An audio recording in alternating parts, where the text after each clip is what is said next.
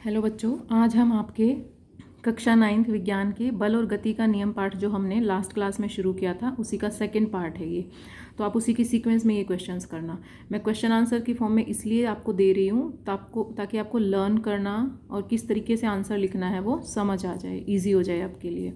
तो इसमें हमारा नेक्स्ट क्वेश्चन है, नेक्स्ट टॉपिक है संवेग। संवेग क्या होता है, संवेग का सूत्र क्या है और संवेग का एसआई मात्रक क्या है, ये सब हम इसी क्वेश्चंस में कवर कर लेंगे।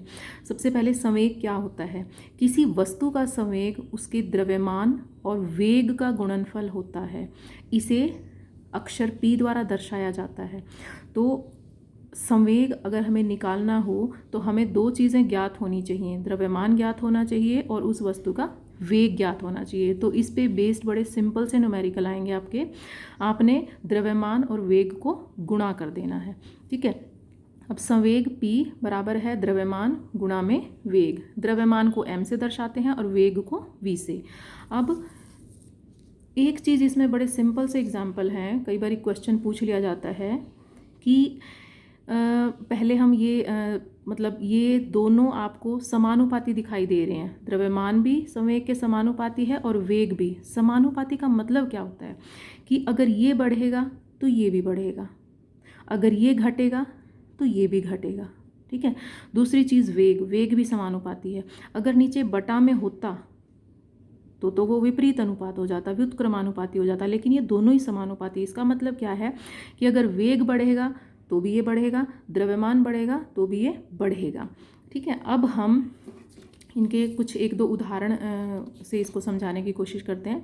एक बंदूक की गोली है, होती तो छोटी सी है, लेकिन उसका जब वो बंदूक से निकलती है उसका वेग इतना ज़्यादा होता है, तो उसी वेग अधिक होने की वजह से उसका संवेग भी बढ़ जाता है और वो किसी व्यक्ति की जान ले सकती है। क्यों होता है ऐसा? उसकी अधिक गति के कारण।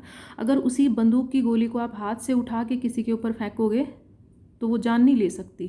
थोड़ा बहुत हो सकता है कहीं पेन हो, कहीं चोट लगे, लेकिन वो जान नहीं ले सकती। वो जब बंदूक से निकलती है तो उसका वेग बहुत अधिक होता है। अब है दूसरा, हम एक और उदाहरण लेते हैं।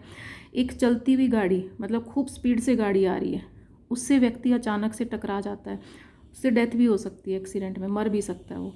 और अगर मान लिया कोई व्यक्ति दौड़ता हुआ आ रहा है और गाड़ी खड़ी थी और उसने देखा नहीं, दूसरी डायरेक्शन में देख रहा था और गाड़ी से टकरा गया, तब क्या ज़्यादा चोट लगेगी? नहीं लगेगी कंपैरेटिवली, ठीक है ना। लेकिन अगर चलती हुई गाड़ी आ रही है और उससे व्यक्ति टकरा गया तो उससे डेथ भी हो सकती है और बहुत ज़्यादा चोट लगेगी। ऐसा क्यों है? क्योंकि गाड़ी का द्रव्यमान भी ज़्यादा है और गाड़ी का जो वेग है वो भी अधिक है। अब आ जाते हैं हम, यहाँ पे वेग आएगा। अब संवेग का मात्रक क्या है? एसआई मात्रक। संवेग का एसआई मात्रक है किलोग्राम मीटर प्रति सेकेंड, क्योंकि द्रव्यमान का मात्रक होता है किलोग्राम और वेग का मात्रक होता है मीटर प्रति सेकेंड। तो इन दोनों को हमने गुणा किया तो इसका मात्रक आ गया किलोग्राम मीटर प्रति सेकेंड। एसआई मात्रक पूछे जाएंगे, मैंने एक अलग से वीडियो बनाई है, सारे याद कर लेना अच्छे से। अब इसी पे हम एक छोटे छोटे क्वेश्चंस करते हैं जो आप आसानी से कर पाओगे। यदि वस्तु विराम अवस्था में है तो उसका संवेग क्या होगा? अगर वो विराम में है तो उसका वेग कितना हो गया हमारा? 0। वेग हम 0 लेंगे, द्रव्यमान गुणा में वेग।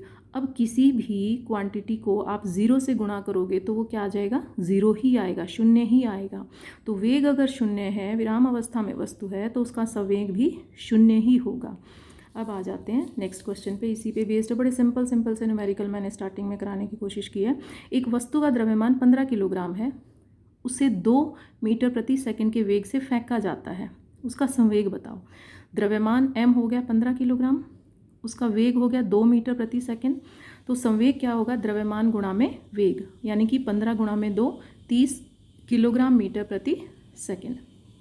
अब एक थोड़ा सा दिमाग लगाना है आप इन्हें इसमें। अगला क्वेश्चन देखो, सेम ऐसा ही है।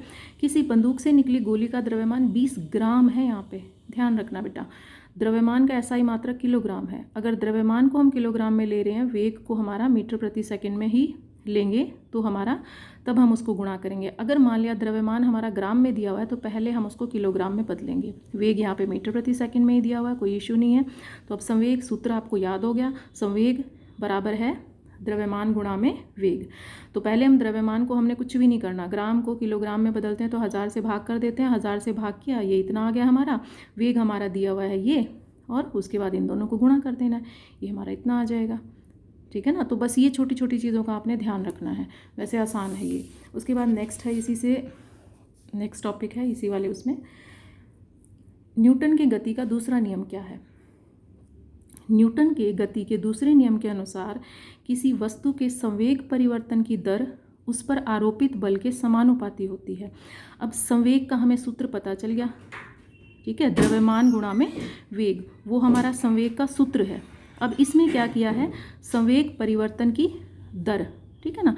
तो पहले हम संवेग परिवर्तन की दर निकाल लेंगे, सीधा सीधा, बहुत सिंपल है। द्रव्यमान हमारा m है, तो हम प्रारंभिक वेग लेंगे इसमें u, अंतिम वेग हम इसमें लेंगे v।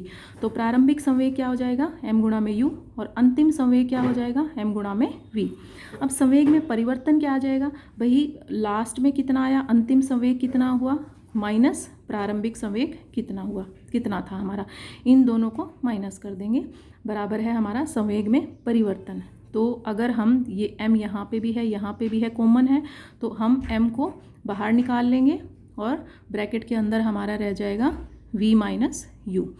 अब संवेग परिवर्तन की दर होता है कि प्रति इकाई समय में, तो ये तो परिवर्तन आ गया, परिवर्तन की दर क्या हो गया, m ब्रैकेट में v माइनस u बटा में t, ये संवेग परिवर्तन की दर आ गई। अब हमने क्या बोला था कि वो जो संवेग परिवर्तन की दर है उस पर आरोपित बल के समानुपाती होती है। F है हमारा बल, तो बल है समानुपाती संवेग परिवर्तन की दर। अब हमने पहले मोशन गति वाले पार्ट में पढ़ा है v माइनस u बटा में t, ये क्या होता है, क्या होता है ये कोई, तो ये हमारा होता है a त्वरण, क्लियर है। तो इसकी जगह, इस पूरे उसकी जगह हम क्या लिख देंगे, a, ठीक है, वो हमारा क्या हो जाएगा, वेग परिवर्तन की दर को क्या कहते हैं, त्वरण। अब नेक्स्ट इसी का देख लो, इसकी जगह हमने a लगा दिया, तो f समानुपाती है m गुणा में a। अब ये जब समानुपाती का चिन्ह हम हटाते हैं तो एक स्थिरांक लग जाता है। अब यहाँ पे वो स्थिरांक हमने लिख दिया है k, f बराबर है k m गुणा में a।